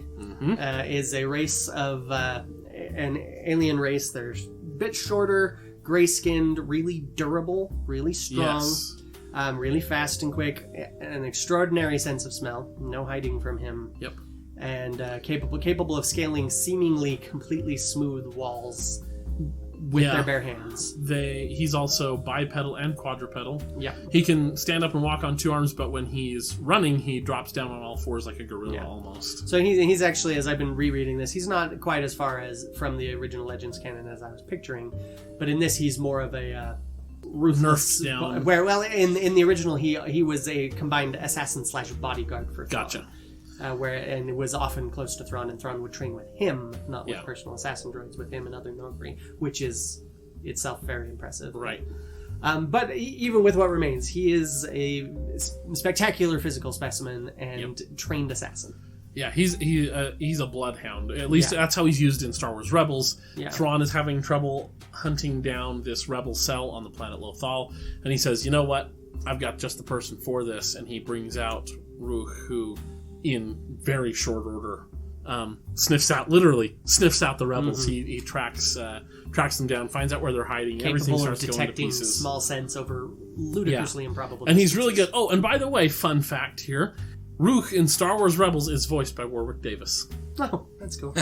Yep, they modulate his voice a lot and stuff. But if you know that it's Warwick Davis and you listen to it, you can hear that distinct lilt to his voice. Warwick Davis being, of course, one of the Ewoks from Return of the Jedi, one of the main Ewoks there. He's been in every most well known at he was Wicket. He's the Ewok that Ewok. Saves Leia and also, stuff. Visually probably best known as Willow. From the movie Willow, and as Professor something who cares in Harry Potter. Flitwick. Yeah. Wow, you had that. Way to go! You knew that one, man. And it shames me. Yeah, Flitwick in the Harry Potter movies. No disrespect to Warwick Davis for that role. I just don't like Harry Potter. But I do like Harry Potter, but I don't care for those movies. Yeah. But Warwick Davis, he's been in every single Star Wars movie since Return of the Jedi, when he was just a kid. Oh, that's funny. He's always given some sort of background role. He was one of Saw Gerrera's partisans in Rogue One. He's sitting in the audience at the pod race in episode 1. In Solo, A Star Wars Story, he's one of Enfys Nest's mercenaries. So he is the John Ratzenberger. He is what John Ratzenberger is to Pixar movies, but for Star Wars. Exactly, and we love Warwick Davis for it. He's delightful. In Last Jedi, just one more of his cameos. Oh yeah, he's the little monster that's putting coins in BB-8. Oh, that is him. That is him. Yeah, wow. Oh, totally is. Which is I'm reading the book Canto Bight right now, which is like 5 or 6 short stories about Canto Bight. And I'm in the middle of the story. I didn't realize that was him, but I'm in the story about him and his 2 brothers. Oh, because there's a set of triplets. Anyway, weren't we talking about Ruch and Salacious Crumb? Yes, we were. Did we decide? Well, I'm just going to go. Kyler wants to argue this, so I'm just going to go ahead and say quick. Ruch is, as I said, an extraordinarily physical specimen, trained assassin with a nasty habit of tracking down and murdering people. He's personally chosen by Thrawn as his personal assassin. Which should tell you a bit about his capabilities against a monkey creature. Yes. So, a monkey creature with exceptional jumping abilities. So do Nogri. I know. Shut up, Chris. Let me have this.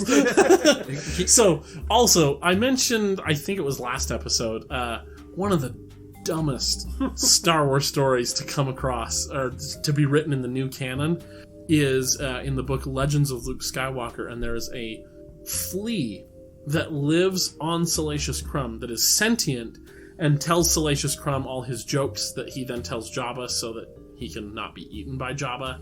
Yeah, it's the dumbest story ever. But the point of this story is basically that this flea is what helps Luke orchestrate everything to get Han and everybody out of Jabba's thing. It's all because of this flea. It is the dumbest story I've read in the new canon, bar none. Mm-hmm. But it's canon. So here it is. So the flea here, he observes everything and is able to process information much faster. He's able to think much faster. it frustrates the Flea that everyone is so slow compared to him. So he's going to be able to see what Rook is planning, what his, where he's going to hit next, and tell Salacious Crumb to move. He also picks up lots of information that he hears from people around him. So he's going to have, heard different weaknesses that Rook may have, and be able to tell Salacious Crumb how to exploit those weaknesses. And then Salacious Crumb, he can bite apparently through metal because he eats 3PO's eye out. He doesn't actually tear any metal. Yeah, he's just pulling something. Dang it, I hope you're going to let me slide with that. Yeah, so Salacious Crumb, he's going to be able to essentially see the blows coming before they land because of his flea helping him out, and then I'm be just able going to to sum take up him. with, if the flea was not able to warn him of R2-D2's impending tasering, there's not much he's going to do against her. Yeah, that is precisely my thought yeah, as well. no, there's no question. I had to just yeah. make the argument for fun, just because I'm like, that's I've got to argue Salacious Crumb, because what if he wins? That'd be funny, but yeah, no. Rook is a trained hunter-assassin. He's going to murder the crap out of that Kowakian monkey lizard. Well, gone. and just totally gone. Even just to your point of, the flea seeing the attacks coming, it's still dependent on and also Salacious's reaction time. Also, well, that too, but like, Rook is trained with sniper rifles. Like, that's one of his things in Rebels, and I'm pretty sure in the old EU as well. Like, he is proficient with, like, everything. And so he's gonna just be like, oh, there he is on the other side of our little arena here. Yep, pull out that rifle. Boom. You are not thinking or reacting faster than the speed of a laser bolt. I'm sorry. So, Salacious, you're gonzo. Who's next? All right, next we have Miles Grint. Yes. And... Say it, Ross. Cumberlane Oresco? There it is. Did I say it right? You Okay. did. I'm so proud of you. Nice. Those were two names that I put specifically. I'm like, I was going to put just Commandant Oresco, and then I'm like, no, I'm going to put his first name. I want Ross to say this. Let's see. His name appears to be Benedict Cumberbatch. So these are a pair of villains from Rebels, right? Yep. Yeah, these two are sort of low-level Imperial grunts on Lothal. You see them actually in the very first episode before they're ever even given a name or anything. They're just here to, abuse the populace and do all of those terrible things the Empire does. Miles Grint is big and beefy. He's not the brains of the outfit. But physically, he is stocky. He's built like a brick wall. He's taller than Oresco. Oresco is small. He's shorter. He's still fairly tall, but he's shorter than Grint. He is thin and pallid, kind of snooty. That snooty, like British, Imperial officer that you kind of have in your mind when you think Imperial officer.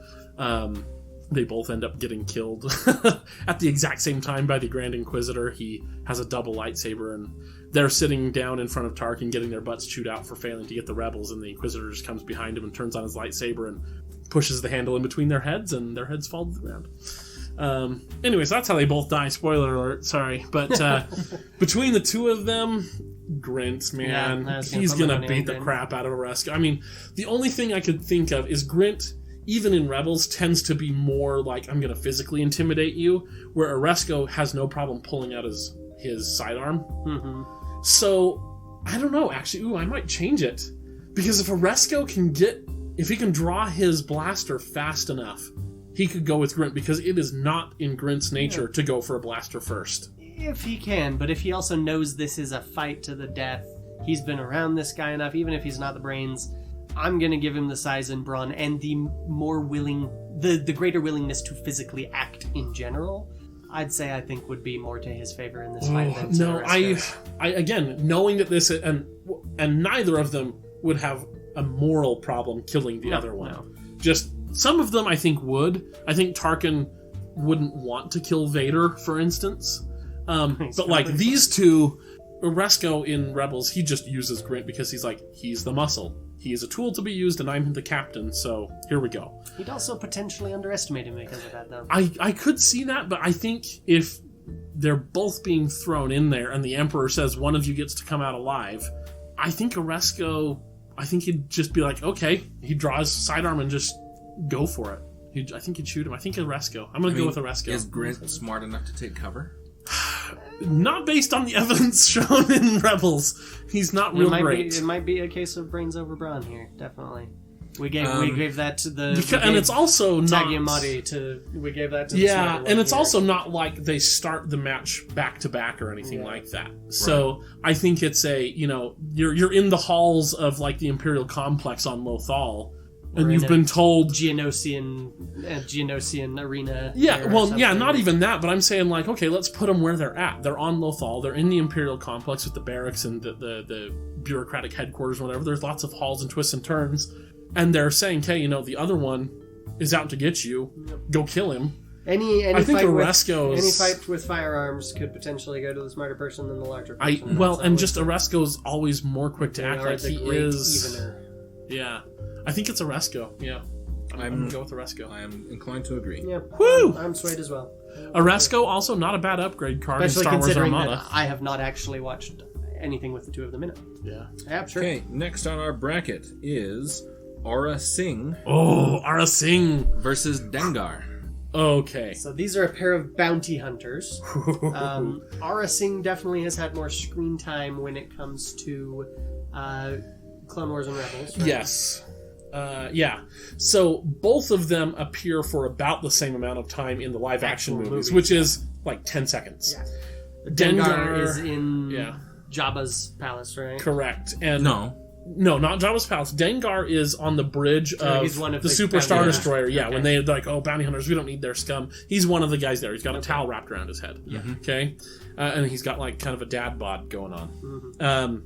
Aura Singh is shown for like 10 seconds in The Phantom Menace in Episode 1 at the pod race. Yeah, watching the pod race up on her perch. Yeah, and she doesn't do anything. Neither of them do anything. She's very pale with long brown like hair. ponytail hair. Yeah, and she has an antenna out of her head. Yes, which she had implanted in her head, so she can listen to. Oh, other wait a minute! Does she also show up in Rebels with young Boba? Yes. No, not Rebels. You're Clone Wars. in Clone Wars? Yes. Yeah. Now, and that's where we get to actually knowing a little bit about these two guys. Yeah. Is both Aura Singh and Dengar show up in Clone Wars, although Aura Singh comes up much more in Clone Wars than Dengar does. Because Dengar is more Galactic Civil War Empire era, and Aura Singh is more Clone Wars era, Old Republic. Aura Singh is a master with a sniper. Dengar is a master at sort of medium to close range firearms. Both of them love explosives. Both of them are considered to be sort of top professionals in the bounty hunting world. They're both... Dengar has like leprosy or something like that, though, which is why he's all bandaged up. Aura Singh, I forget what race she is, but she's very tall and lithe. She is human. Aura Singh is human? But she is a genetically modified. Oh, yeah, heavily so. She has kind of grayish skin. Yeah. White. She's undergone a lot of the one implant too. She's got an antenna implanted in her head, so she can eavesdrop electronically on conversations around her to get information on her targets and things. So both bounty hunters, we can assume they've both been given sort of the full dossier or done the dossier work on the target beforehand. Well, either that or they're both at a loss because they don't have anything extra. Yeah. Oh, true. But yeah, no. But as far as like understanding each other's weaknesses, I think both of these people would go into the fight fully aware of the other person's. But I'm kind of in a... We're not really given a full dossier on the other person. True. That seems... We're just dropped into her. Well, but that's what I'm saying is that's part of their talent, though, that they're bounty hunters. They both they do study but their targets. I'm saying beforehand. either way, they have experience in combat, intense situations, and all of this stuff. So Neither Aura of them are a stranger Singh to this. is good but not great at hand-to-hand combat. We see her fight Ahsoka, but Ahsoka, when she fights Ahsoka is still a Padawan and a fairly young one at that, so she's not great at lightsaber combat. And so Aura Singh is able to hold her off fairly easily. But at that point, isn't that at that point we've also seen Ahsoka take on Ventress and other that's very true. capable lightsabers. So that's true. So Aura Singh could be actually great at hand-to-hand combat.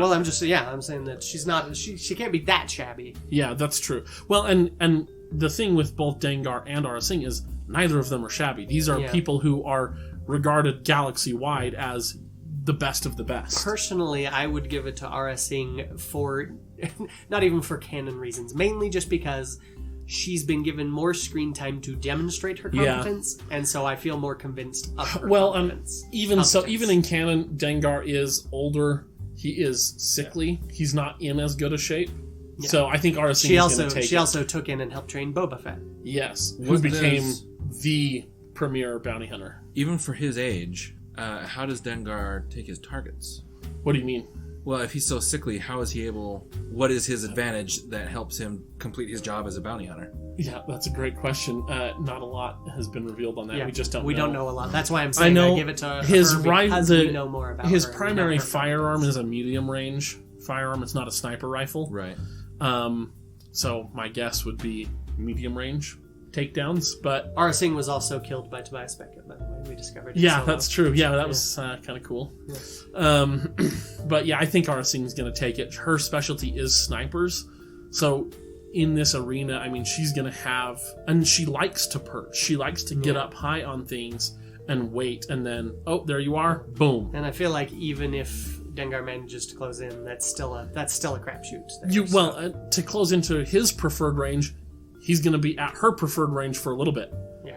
And even if he gets into his preferred range, there's not a reason she can't still use her sniper. Exactly, yeah. So I mean, Dengar's cool. He shows up in the original trilogy, which is a point in his favor. But yeah, Aura Singh's got it, I think. I would she agree. Only dies in the end because someone betrays her. Yeah. Yeah. Which is funny because that's her whole thing in Clone Wars is don't trust anyone, people will betray you. And she tries to instill that in Boba. Does make me curious about what was going on between her and Beckett then. Anyway, I'd say Singh. Yeah. Okay. Our next matchup is another set of bounty hunters. IG-88 versus Jango Fett. Oh. Yeah. I would give this to Jango personally. Now let's Jango Fett is the father, so to speak, of Boba Fett, the template from which Boba Fett was cloned. Correct. And Boba Fett and all of the clone soldiers were cloned from Jango Fett. He is shown in Episode 2, Attack of the Clones, where, significantly for this discussion, he goes toe-to-toe with Obi-Wan and survives and escapes.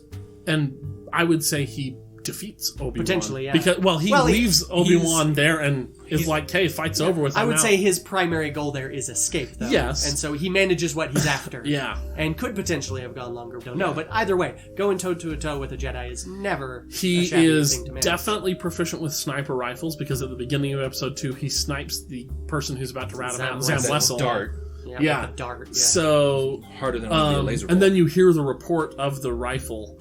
Yeah, so, I mean, the dude knows all of his weapons. And I'll, just to put in context, Cad Bane, that we'll be discussing in a little bit, was the greatest bounty hunter in the galaxy now that Jango Fett is dead. Jango Fett was generally regarded as the greatest bounty hunter in the galaxy, which is a title his son eventually gained. And Jango, there was the debate of because even other professional bounty hunters were saying, we don't know who is better, Cad Bane or Jango, and both Cad Bane and Jango, of course, said, well, I'm the better one. Yeah. And they had always planned, or Cad Bane at least, had planned to have a showdown with Jango Fett. But this is not currently a showdown between Jango and Cad Bane. This is Jango. Hopefully. IG-88, you can also see on the bridge of the Superstar Destroyer. Yep, he is the assassin droid. Yeah, assassin droid. Or Scary Robot Guy number 1. Scary Robot Guy number 1, yes. He is an assassin droid. He is competent. He's a good bounty hunter. He's the only one who managed to get anywhere near to Han Solo and the others after being contracted, but that was because he was smart enough to just follow Boba Fett and then attempt to take them and got killed by Boba Fett. But isn't that Legends? Nope, that's canon. Is that still currently canon? I read that in the canon. Yep, there we go. Good. Yeah, IG-88 also has, he is unique. He is a droid free of ownership. Yep. He has lots of original programming that make him more deadly. He's written a lot of his own programming, his own combat programming and stuff, so that he is more deadly. But we're pitting him against the father of the person, a carbon copy of the person who actually killed him in canon. Yeah. But the carbon copy is not the same necessarily. No, not the same. But nevertheless, Boba and Jango, I kind of feel because the clones, even though they're clones, they still have independent personalities, which we see in the Clone Wars. Yes, yeah, that's true, and there is some differences. They're not identical, but nevertheless, Boba and Jango, they're pretty solidly matched, I'd say, side by side there. At least as far as we know. Yeah. And I'd say if Boba can take on IG-88 and win, I don't know the circumstances there. Maybe he just caught him off guard. But nevertheless, I'd still put my money on Jango just because Boba's the one who killed IG-88 in canon. And I kind of feel like Jango probably is set to do that as well. I don't know. I think IG-88's a robot, okay? He's a droid. He is an assassin droid. He's not just any droid, right? He's a droid specifically built for assassination who has then gone to make himself even better at that, right? He has multiple sets of eyes, so he can actually see 360 around him at all times, which is going to make him hard to sneak up on. Apparently didn't stop over there. But it's going to make him hard to sneak up on. He's got a long rifle. I don't think it's quite a sniper rifle, but he can hit at fairly long ranges. He also has grenades that he uses. Poison grenades, I believe, because he's a robot, so he can poison indiscriminately without hurting himself. Yeah. So I can see him easily just being like, okay, cool, you want to come take me on? Let's just drop some poison gas grenades all around. There is some possibilities there, but there's also the possibility, I don't know the details of Jango's suit, but I bet he's got some sort of respirator involved there. Poison might not do much against it. That's speculation on my part, but nevertheless, Jango has also gone toe-to-toe with Obi-Wan. Granted, he also went toe-to-toe with Mace Windu, and that didn't go great. But that's because he went toe to lightsaber, and that just, he should have gone toe-to-toe. He went toe-to-toe with Obi-Wan with the goal to escape, and managed it. It definitely gave Obi-Wan a run for his money there for at least a little bit. Yeah. I feel like it's a pretty solid But also, too, you think about how fast a computer can process information. And the computers in the Star Wars galaxy are much more advanced than what we have here. So you think, too, about, if IG-88 even sees Jango Fett for an instant, he can already start doing the calculations, bringing up his gun, get that shot off Boba faster. Already managed to kill him, though. Yeah, but this isn't a fight between Boba. No, but it's not. But that we've already demonstrated that humans can outmaneuver IG-88. We know this for a fact. That's how he died in canon. Is that he got outmaneuvered by a human who is genetically identical to the guy he's fighting. But who has different experiences and who's going to be thinking and approaching problems differently. That's true. I'm not saying that any of those are valid, but I'm saying that at the end of the day, everything you're putting forward for IG-88's thing, it's pure speculation as to whether or not that would be. This whole episode is pure speculation. But that's what I'm saying. You're just saying, well, he has all this. That could make a difference. I'm like, yeah, it could. But in the end, we're trying to make a difference from the fact that Boba Fett did beat him, destroyed him, he's gone, and Jango Fett could probably do the same because there isn't a huge mass difference between IG-88 and Boba Fett get matched up after this round, I will roll over and let him do it because he has been taken down. But this is between Jango Fett, who was not as good as Boba Fett. Maybe. Not as good a bounty hunter as Boba Fett. Still very capable. He's a little bit, I think, more arrogant than Boba Fett is. And unlike Boba Fett, we have actually seen Jango be awesome in the movies. Yeah, that is true. Whereas Boba's awesomeness is all the, it totally happened. You're right. So, and also IG-88's is a similar. It all happened off screen. We have seen Jango be bad A. I think there's a reason going to go with IG-88. There's a reason the Emperor chose Jango as the template for all of his clones. I'm going to have to side with Chris on this one. That's because, okay. Yes, we do have... It was Boba Fett, and there is a difference between Boba Fett and Jango Fett in that fight. The thing that you're not recognizing, though, is that Boba was trained to be just like Jango, as much as it is possible for other bounty hunters to do. Well, right? Also just that all these advantages that supposedly would theoretically make him better than a human didn't. Right. Well, and we also have the assassin droids that pop up and try and take on Anakin and Ahsoka in... Right, but those are standard issue. Those are standard issue, IG-88 has had a lot of work done. Their capabilities are going to be comparable. Even though he might think smarter, physically he's going to be the same. They're going to be... It gives you a starting point to start from. Fair enough. So, I'm going to have to go with Jango Fett on this one. That's all right. I wanted Jango to win, but I was like, IG-88, there's a shot there. What happens if Jango and Boba get matched up? Then one will die. That'll be fun. Okay, next on our bracket is Greedo and Cad Bane.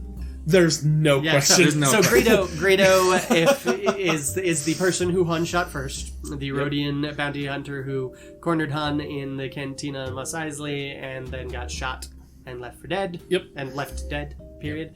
And whereas Cad Bane is the bounty hunter. is his Jango's lifetime. rival as the greatest bounty hunter. Yeah, in the and then galaxy. when Jango dies, like, there is no comparison. He is the best bounty hunter in the galaxy. Yeah. Frequently employed by the Emperor. Well, Darth Sidious at the time. He's not the Emperor yet. So it's an exceptionally competent bounty hunter versus a bounty hunter whose competence is Got wasted by a undermined smuggler. very quickly. Yeah, there's no question. Cad Bane would give less effort into killing Greedo than Han did. And Han gave almost none. I was gonna say, I feel like Cad Bane is also a shot first type. Oh, he yeah. for sure So- is. Oh, and we see him shoot first, like exactly like Han Solo, where he's just like, "Yeah, you're in my way. I don't have time for this." Boom, gone. There's no question. Cad Bane would smoke Greedo so fast. Yay. Oh. So the last matchup we have for the first half of our bracket of 32. What time are we at? By the way? We are currently an hour and a half in recording. Yeah, we're gonna have to do it. We might have to do 3 matchups. Okay. So- 3 episodes on this. The next two we have going against each other are General Grievous as one, and Wolf Yularen. This is who I couldn't think of earlier. I was totally confused. Okay. Wolf Yularen was in security, in the Head of the Republic FBI. security. Yeah, the Galactic head of the FBI. Star Wars FBI, and becomes head of the Imperial Security Bureau. That's who I was thinking of. I just can't believe I didn't forget it. He was, after the Clone Wars, he becomes head of security. In the Clone Wars, specifically the TV show, he is sort of like the Grand Admiral for the Republic, basically. He's the admiral in charge of the other admirals. He's frequently paired up with Anakin and Obi-Wan for their missions because he has worked with them a lot, and so he kind of understands their brand of crazy and is willing to take risks and try different tactics that might be unconventional to win the battle. And then who's the other one? Yularen and Grievous. Okay. General Grievous. Yeah.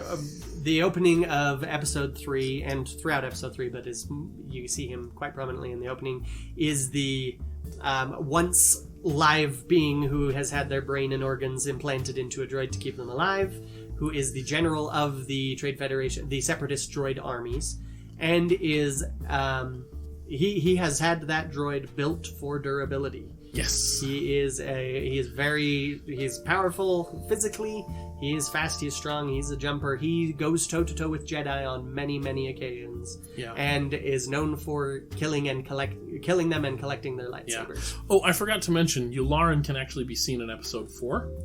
In the conference room where Mahdi gets choked and everything, he's the only person in white in that room. That's Wolf Yularen. So, there you go. But yeah, that's Grievous. Grievous is one of the primary antagonists in the Clone Wars. Yep. And is frequently coming up, is constantly getting cornered and never quite captured. Yep. Because in the end of the day, he is quite capable. In the Clone Wars, just for hierarchy here, Sidious is obviously pulling the strings on both sides. Yes. Count Dooku is the political leader of the Confederacy of Independent Systems, the Separatists. Grievous is the battlefield general in charge of the armies. So that's where he fits in with everything. Quite high ranked, quite capable, quite vicious. Yep. Trained by Count Dooku in lightsaber technique. Yep. Which is not something to shake a fist at. Right. Count Dooku is a master swordsman. Well, and Grievous can keep up due to his cybernetic enhancements. Yeah. Yes. He gets those. Yep. Does not actually have the Force, but neither does Wolf Yularen. True. So I'm going to give that one to Grievous. Yeah, Wolf is going to get cut up pretty quick. Yeah, that's... I mean, he's smart and he is good at hand-to-hand combat, but hand to lightsaber combat, less good. So, Well, question that might make a difference: is Grievous capable of blocking blaster bolts with those lightsabers? I mean, he does have the quicker reflexes. He does get taken out by blaster bolts. He does, so but he doesn't have the lightsabers at the time. Yeah. I'm trying to think. I don't know if during the Clone Wars whether or not he is. I think he is capable of moving quickly enough to be a difficult target. True. Okay, so very true. Well, and also he is shown in the Clone Wars. He is shown losing many limbs and surviving, and still managing to hold his own. He can in take a lot combat. of damage before you've actually defeated him. Yeah. And I don't just- think I Yularen's think- gonna be able to survive. Yeah. I mean, it would be the 1 in a million shot that... Well, and the other thing, too, is the only reason he's taken down by the blaster by Obi-Wan is Obi-Wan has Opened pulled him up, apart yeah. the chest. That's true. Using the Force to, like, help bend metal open. And then there's the organs exposed and he shoots him. Yularen's not going to survive long enough to get that close. Isn't going to be strong enough to pull the metal open and then pull out a blaster to shoot him. Yeah. I love Yularen. If it was He's a that great easy, character, if but- it was that easy to kill Grievous with a blaster, it would have happened long before Obi-Wan got around to it. Yeah. True. So there we go. So that is the first half, Oh, whew. which Okay. is taking significantly longer than expected. Yeah, well, that's okay, though, because these episodes are fun. I had fun. Yep, I thought it so was a did good I. discussion. My favorite moment of the whole thing was Ross's face when I said, no, Veer should win, and he put hands in the air just... Why did you do that, then? Here I was so worried that this might affect our friendship. The second argument in the whole thing, maybe the podcast would end right there, and you just... I saw that and I went, I know what Kyler's going to argue, and I feel like I can make a pretty solid argument for Hux. I so thought wanna for do sure that. he was going to take Hux, and I would have been fine with it. You made great arguments. It was, but- especially when you had pointed out that he was, all that loss that he had done, all the losing against his peers, was before the training, which in my mind was happening after. Yeah. That almost did it for me. I will add that, what we were saying with IG-88, where it's like, well, that speculation about that, whether or not that would be enough to beat a person. My central argument was based around my assessment of Hux's character and what he would be like there. Yeah, it's totally plausible that looking at him, Yeah. he could also be the type to just be a coward and run and try and hide and die. I think that's... Anyway, yeah, more of his personality. Anyway, I don't feel think like he would have managed to stay where he is if that was his personality, but he is enough of an opportunist, though, that it might count for something. yeah. alrighty, so let us know what you think, who should be wrong, where Chris went wrong. Let us know what you think, who should win, who do you think's going to win. We're going to post, I want to post this bracket as well so that people can fill it out on their own, play sure, along that'd at be home, fun. absolutely play along at home, argue with your friends over who should win. Next episode is going to be pretty awesome. We had to move it up in the order because we're all gonna die if we don't get this one and one more done soon. So next time we're going to be talking about The Last Jedi, good or bad. I'll be... Short answer, good. Short answer is it's bad. I'm fully on the dark side on this one. We're 2 out of 3 at good here, so I think we've already decided. Anyway, so we will get into that next time, and I can feel better having gotten it out of my system. Then the week after that, we're going to continue our villains bracket. It sounds like it's going to need to probably be 3 episodes. Probably. Yeah. So look forward to that. We hope to see you guys next time. Be sure to follow us on Twitter at More Civilized and join our Facebook group, A More Civilized Podcast. Then also, our website is amorecivilisedpodcast.podbean.com. You can follow myself at Mr. _R*. You can also follow me on Twitter at Itinerant Avenger on Twitter. So find me there. Alrighty. There we go. Well, until next time, May the force be with you. always. I'm Anna Graves, and thank you for listening to A More Civilized Podcast.